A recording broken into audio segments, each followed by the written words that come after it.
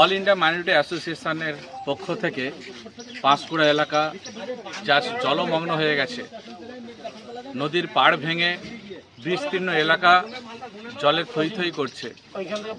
আমরা আমাদের ইতিহাস সাক্ষী প্রাণপ্রিয় ভাইজান, তিনি দীর্ঘদিন ধরে এই কাজগুলো করেছেন, যার ইতিহাস সাক্ষী রয়েছে। বিভিন্ন এলাকায় তিনি ইনার সাধ্য মতন ত্রাণ পাঠিয়েছেন। আজকেরও তাই আমরা সাক্ষী থাকলাম।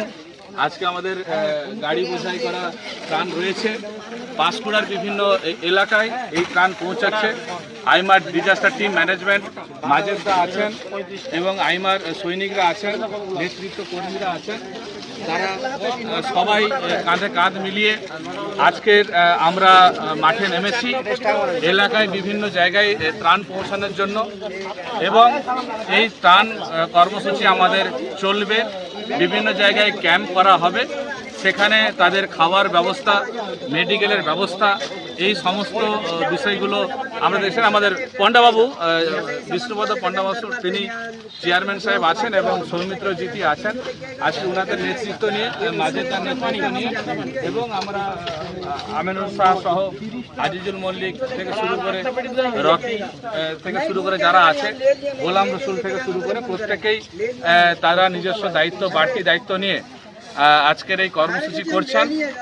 এবং পরবর্তীতে আমরা মানুষের স্বার্থে অন্য কিছু পরিকল্পনা করছি, যাতে সরকারিভাবে আমরা সরকারের মতন ত্রাণ দিতে পারবো না এটা ঠিকই, কিন্তু সরকারের মানসিকতা আমরা পরিবর্তন করাতে পারি, আমরা পেরেওছি।